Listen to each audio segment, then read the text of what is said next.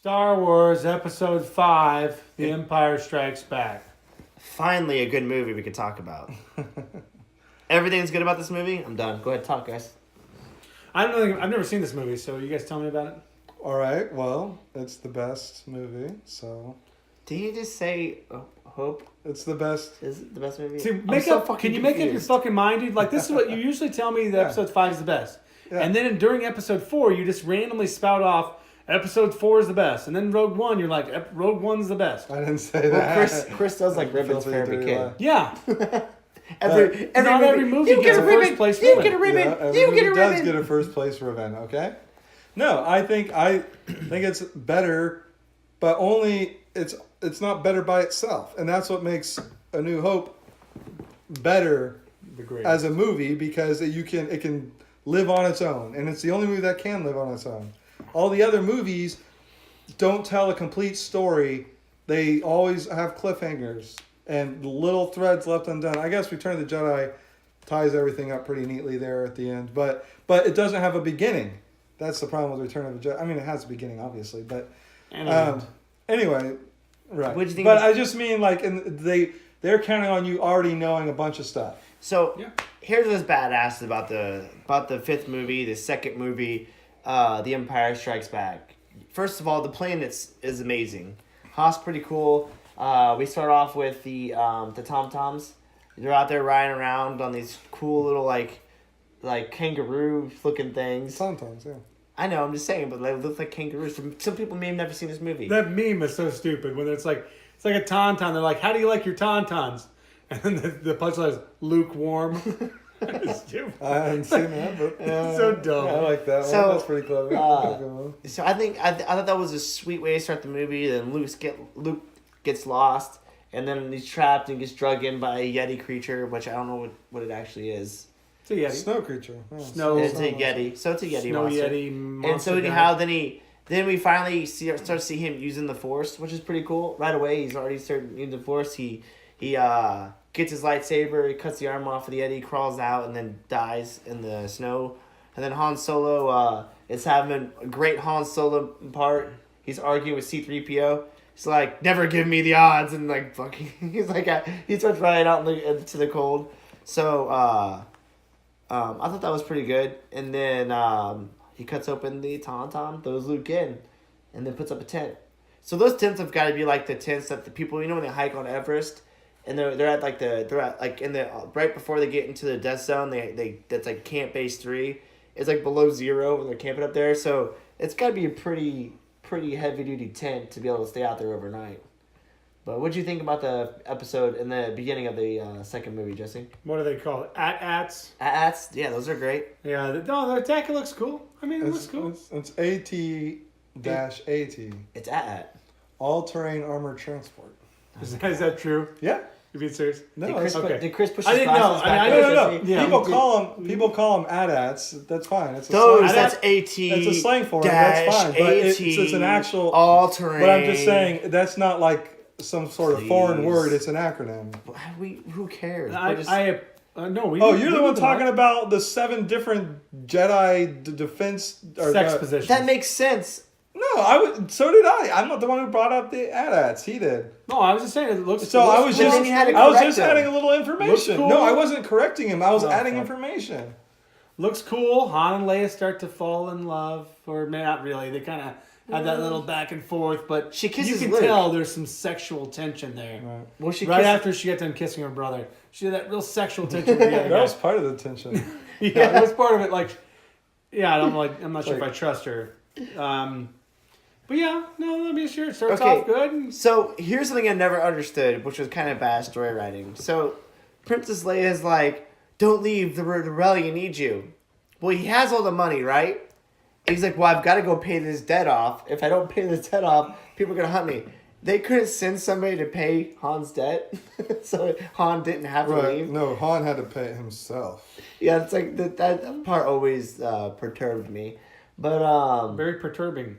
Well, also, like, after they blew up the Death Star, he that took an extra day. So now he's late to paying Jabba. I mean, yeah.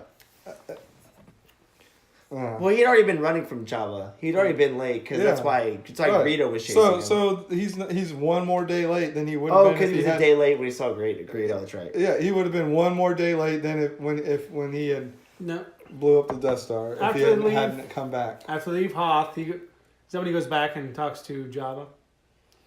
No. What happens right after the original beginning scene? No, he goes on. They go. They're running away. His hyperdrive's not working. Because the Empire breaks so into the they're chasing him, and he goes to the asteroid field. They're in the asteroid. And then they hide in the trash. Don't worry, I always hide inside of my special asteroid. Right. Just have to find the one with the hole. Anyway, and then they land on the back of the Star Destroyer, which the Star Destroyer can't detect for some reason, and then.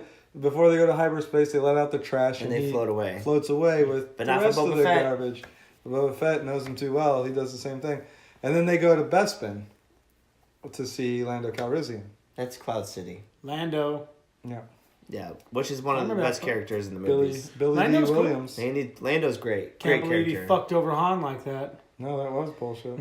What was he gonna do, man? It's like Vader was already there. But he redeemed himself. He did.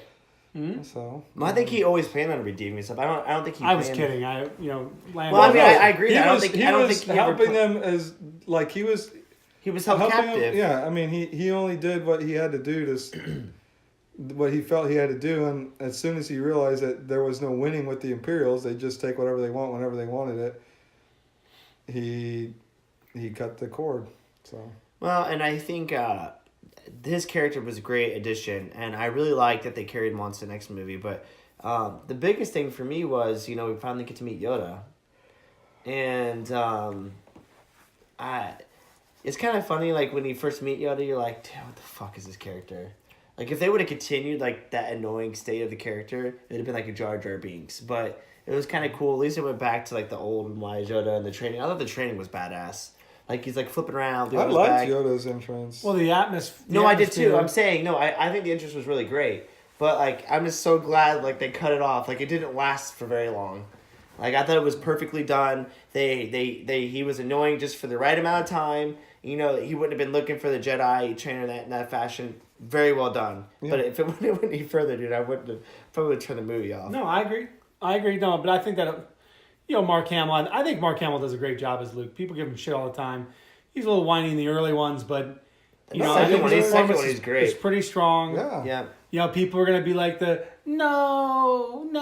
Yeah, that's kind of funny. But he just learned some really serious, pretty heavy stuff. Well, also that scene, like when he lost his fucking hand too. The dude has no hand. Well, for secrecy reasons, actually, they didn't actually know which was the actual ending of the script. So there are a couple different lines that they read to Mark Hamill there.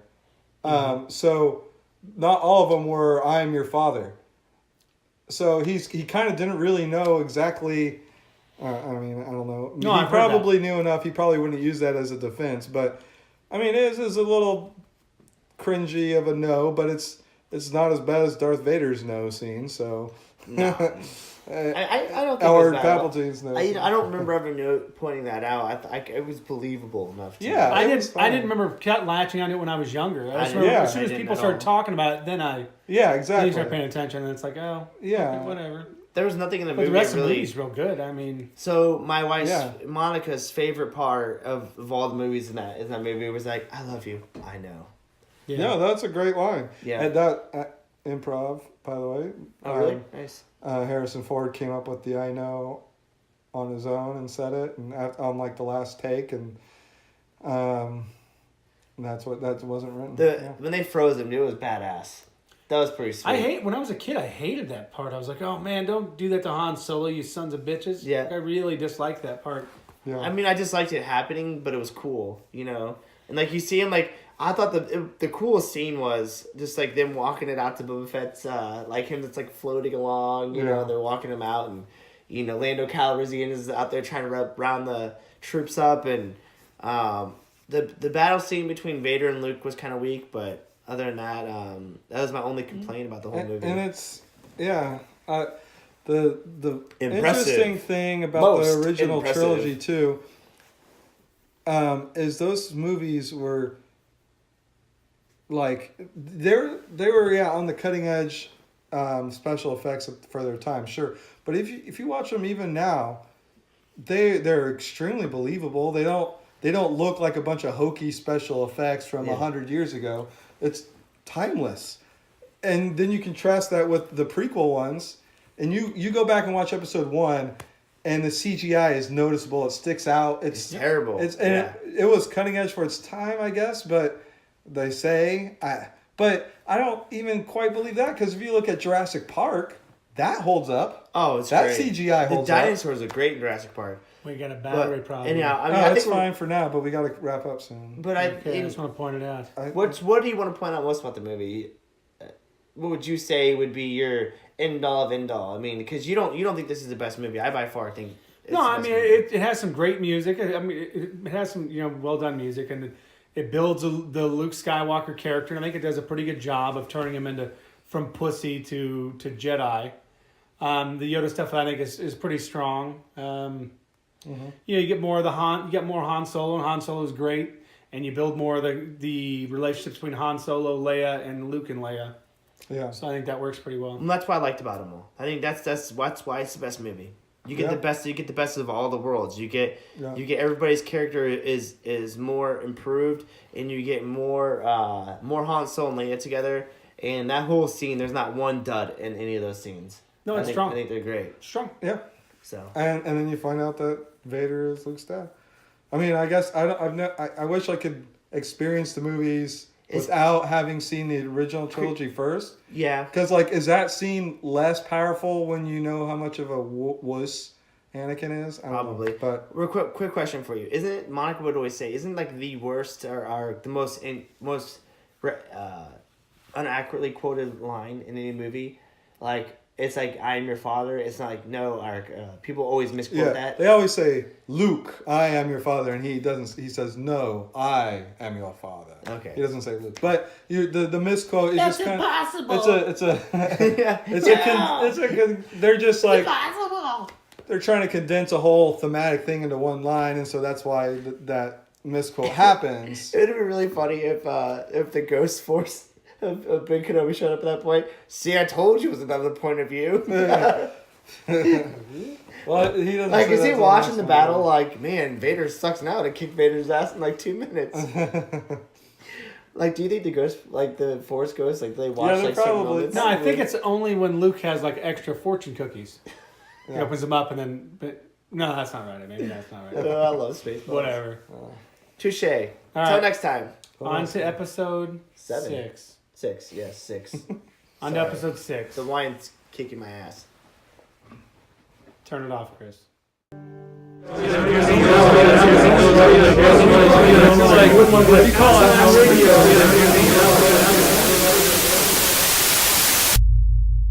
This is asinine.